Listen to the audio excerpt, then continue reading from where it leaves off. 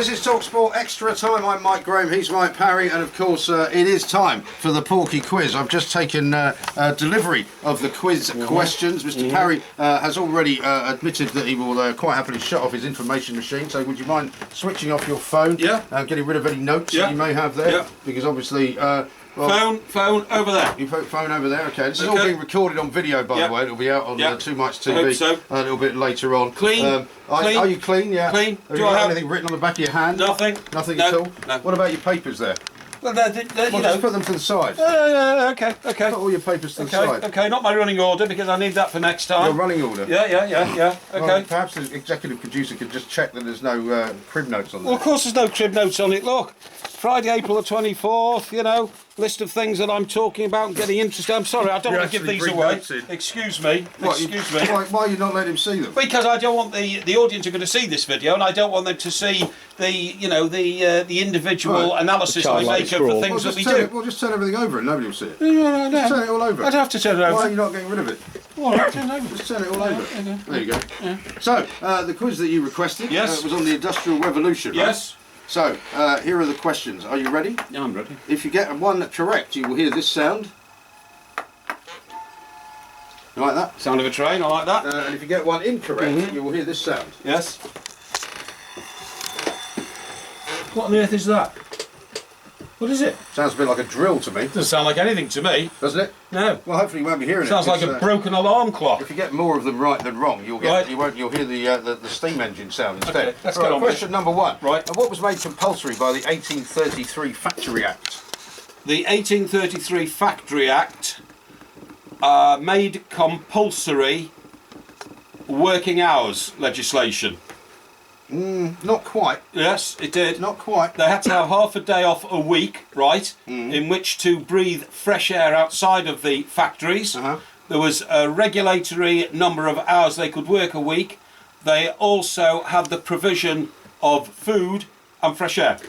The answer is the 1833 Factory Act made 2 hours of education a day compulsory for children working in factories. Absolutely. I'll give you half a point. Absolutely. Half a point. I deserve a whole point for that. I'll give you half a point. I said regulatory working hours. It was specifically about kids. Question number two. Yeah. Who famously perfected the horse-drawn seed drill and the horse-drawn hoe? That would have been Jethro Tull. Correct. Thank you. Woo, woo, woo. Question number three. And it was in 1701, by the way. Was it? Very good.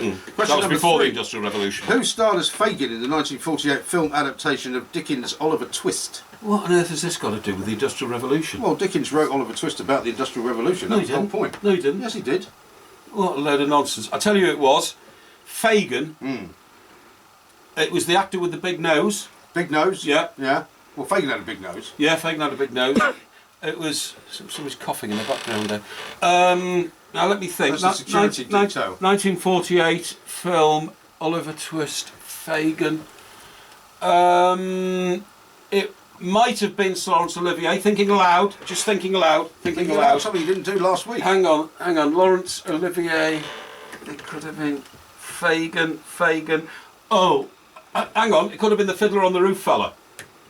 Could have been the guy who did Fiddler on the Roof. Answer? Hang on. Fiddler on the Roof was... I'll have to hurry you. Fiddler on the Roof was... I think it was the Fiddler on the Roof fella. The Fiddler on the Roof fella? Yeah. You mean Topple? No, Topple's the name in the film. I'm talking about the actor who played him. Wish I could get his film. I'm going to say Laurence Olivier. Incorrect. Who was it? It was Alec Guinness. Well, I knew it was Alec Guinness because he didn't say Alec Guinness. He did the Fiddler on the Roof. Yeah, well, you didn't say Alec Well, Guinness. I was thinking aloud and you misled me. Now, question number four. That wasn't a real question about the Industrial Revolution. No, it wasn't. What do you think Dickens wrote about? Damn cheat. In 1824... He wrote about the Tale of Two Cities. That was about the French Revolution. You're getting completely confused. Well, Oliver Twist was the French Revolution is not the Industrial Revolution. Where was Do the Boys Hall? Where was Do the Boys Hall? Get on with it. Question number four. In 1824, Joseph Aspdin patented a chemical process which revolutionised the building trade. What was it? Say that again, please.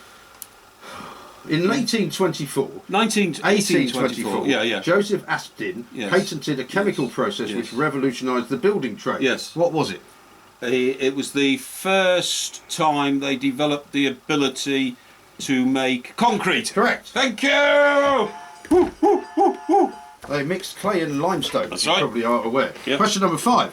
Whose poem included the line, "Among these dark satanic mills"? That was...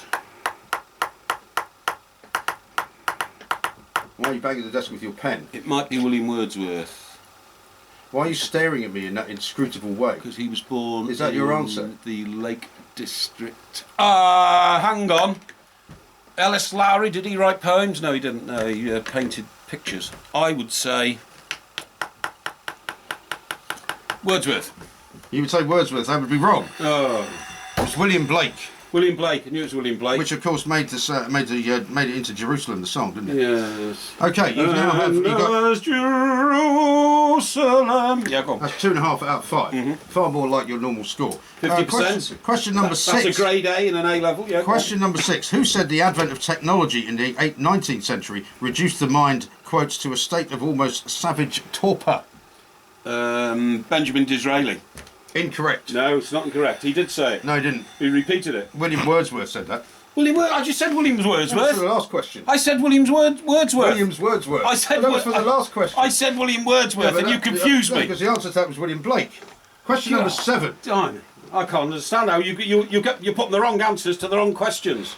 Work on the world's first underground railway began in 1860. Yes. How long was it, and where did it connect?